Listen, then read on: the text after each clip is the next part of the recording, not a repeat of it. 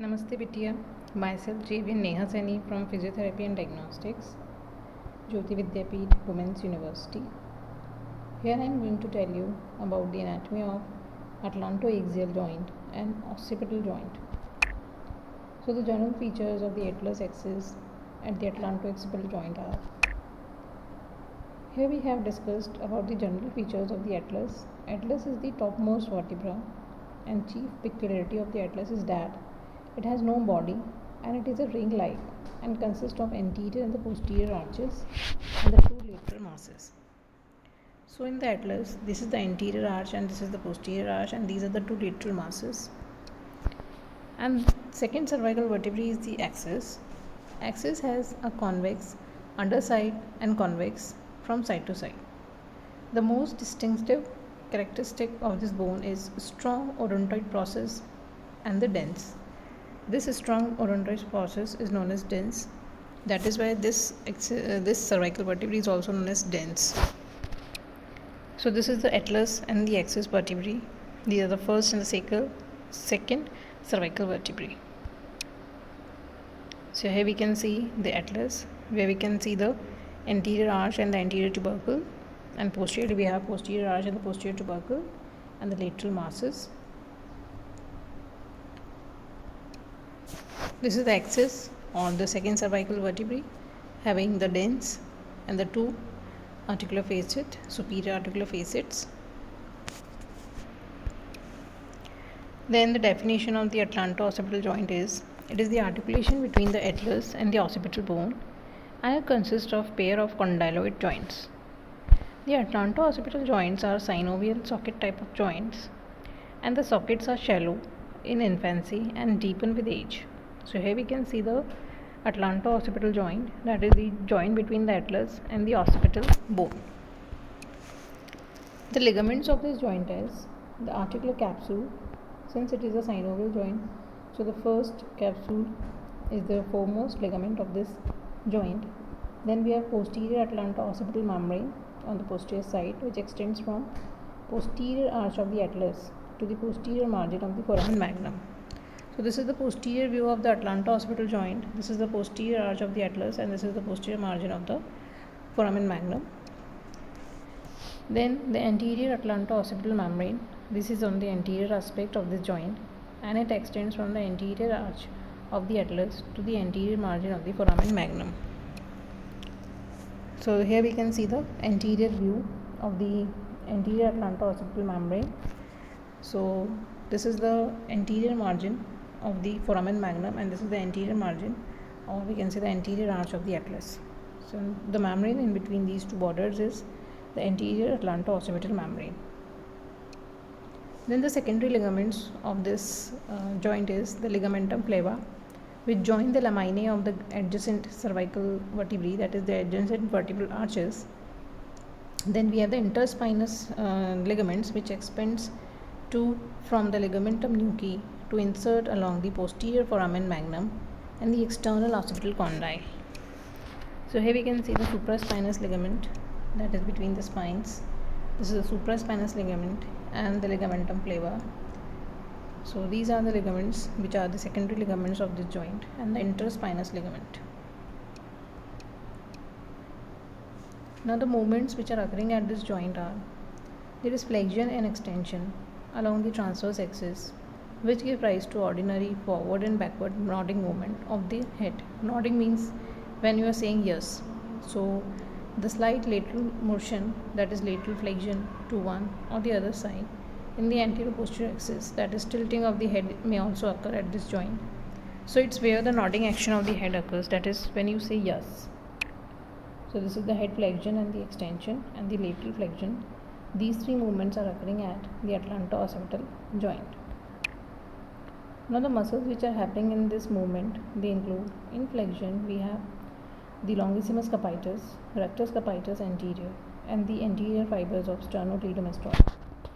So in this diagram we can see the RCP major, and the RCP means the rectus capitis anterior. So rectus capitis anterior and the longissimus capitis, which are the main muscle for the flexion. Then the extension. Extension is done by the muscles at the posterior part, that is rectus capitis major and minor, obliquus capitis superior, semispinalis capitis, splenius capitis, and longissimus capitis. All these muscles are depicted in this diagram. So kindly go through this diagram for visualization of these muscles. Another muscles helping in another movement like the lateral flexions. So the recti laterals, which are concerned in the lateral movement, is assisted by the trapezius, splenius capitis, semispinalis capitis, and the sternocleidomastoid of the same side. So they are acting as together during the lateral flexion of the neck. Then the clinical aspects of this joint is headaches. Headaches can arise from many different sources, including dysfunctional muscles or tears in the ligaments, or misalignment of the vertebral bodies, or we can say the injury to the cervical facets or degenerative disc. So excessive flexion would rupture the supraspinous ligament, which can also lead to headaches.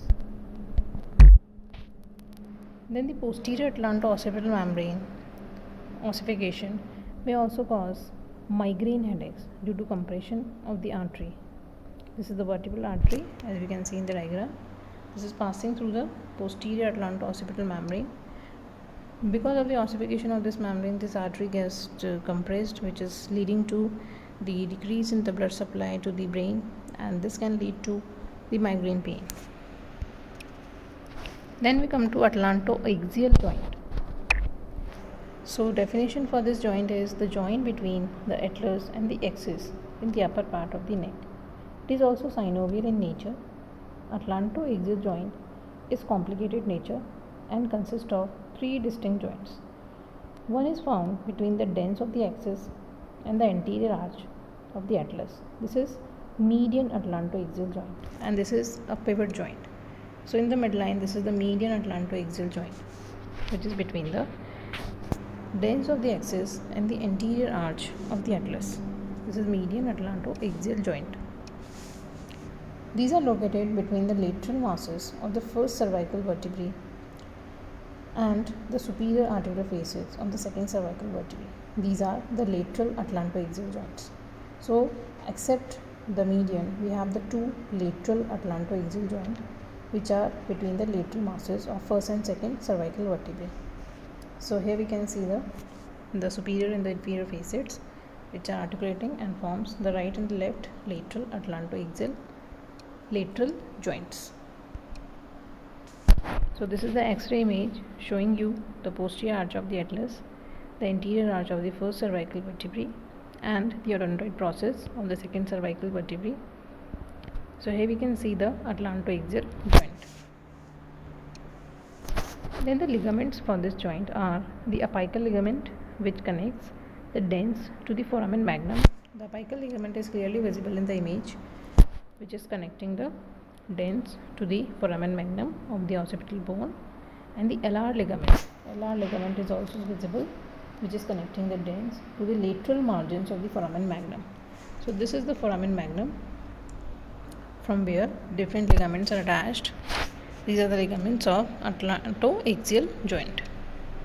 Then another ligament is cruciate. Cruciate means cross. So it is like in cross. It attaches to the dens of the anterior arch of the atlas and the body of the axis to the foramen magnum of the occipital bone. So in the diagram we can see this is the cruciate ligament, which is in cross form. Then we have the tectorial membrane. Tectorial membrane starts from the skull and becomes the posterior longitudinal ligament. So this is the tectorial membrane. Here we can see, which is extending from the skull, the foramen magnum, and continues downwards as the posterior longitudinal membrane. This is the tectorial membrane. Then we have the articular capsule. The atlantoaxial articular capsules are thick and loose and connect the margins of the lateral masses of the atlas with those of the posterior articular surfaces of the axis. So in this diagram, the green colored highlightation is showing the articular capsules, which is strengthened at the posterior and medial part of the accessory ligament. So this is the articular capsule. Then the transverse ligament of the axis. This is the transversely oriented ligament, which is connecting the lateral masses of the atlas. Then the movements of the atlantoaxial joint. This is the lateral. At the lateral atlantoaxial joint, we have the gliding movement, which is a synovial joint, and it permits the gliding movement. The opposed articular surfaces of the atlas and the axis are not reciprocally covered, but they are flat, and when therefore the upper facet glides forward on the lower, it also descends. Then the medial atlantoaxial joint. This joint allows the rotation of the atlas and with it the skull upon the axis, that is round the dens. The extent of rotation being limited by the alar ligaments. So this is the no movement occurring at the median atlantoaxial joint. This is the rotational movement occurring at the median atlantoaxial joint. This is no movement. So interesting facts about this joint is owl can rotate its head up to 270 degrees, and this rotation is compensated for their ocular immobility. Now the muscles which are helping in these movements are the sternocleidomastoid, the semispinalis capitis of one side, acting with longus capitis, splenius capitis, longissimus capitis, rectus capitis posterior major, obliquus capitis superior and inferior of the other side. Now the clinical aspects. Death by judicial hanging may be due to the rupture of transverse ligament of the atlas or fracture of the dens of the axis. As a result, atlas is dislocated from the axis and compresses the spinal cord with fatal outcome, that is death. So fractures of the dens makes up to 40% of axis fracture. So this diagram is showing the fractures of the dens and the lateral masses of the axis. So these are the types of fractures of the dens. Type 1 fracture at the tip, and type 2 at the base, and type 3 is very much deeper of the axis, and this is the fractures of the dens. Then pathological softening of the transverse and the adjacent ligament, usually resulting from disorders of connective tissue, may also cause atlantoaxial subluxation. Subluxation means partial dislocation. So in Down syndrome exhibits laxity or agenesis of the ligament.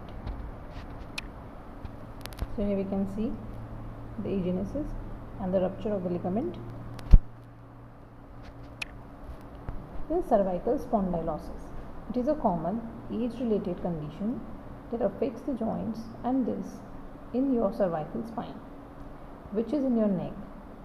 It's also known as cervical osteoarthritis or neck arthritis, and this is similar in which there is herniation of the disc and irritation of the spinal nerves. This is similar to the sciatica. So here we can see the compression of the nerves because of the herniated disc, similar in the case of sciatica.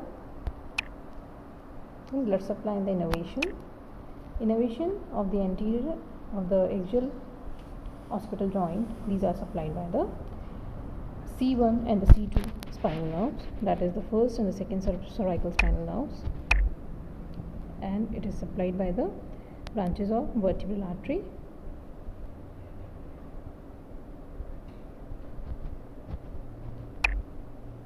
So here are some questions for your practice, that is which ligament prevents excessive rotation of these atlantoaxial joint, cruciate, apical, check or alar ligament, or both C and D.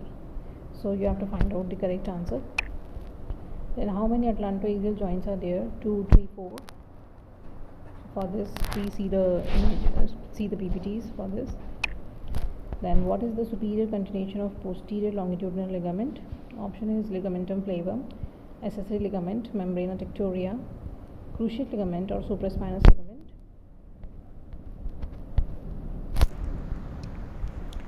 Then what type of movement is atlantoaxial joint and atlanto-occipital joint do respectively? Then options are given here. So for these, kindly refer to the PPT or your books. Then the common site for fracture of the axis is posterior arch, anterior arch, spinous process or rhomboid process. So this completes our topic, the atlantoaxial and the occipital joints. Thank you. Now questions related to atlanto-occipital joint which can be important for your examination is write in detail about the atlanto-occipital joint under the following headings. So in this you discuss about the type and the articulating surfaces which are taking part in the atlanto-occipital joint, or either it is atlanto-axial joint, and you have to mention all the types of the joint, and then you mention about the ligaments which are responsible for stabilizing the joint, and also give their attachments. Then discuss about the movements which are taking place at that joint along with the muscle causing and the plane and the axis of these joint, and in the last you discuss about the applied anatomy. In the exercise you will draw this diagram of the atlanto-occipital joint in your file and label all the structures of this joint. Then this will complete your topic, the atlanto-occipital joint. Thank you.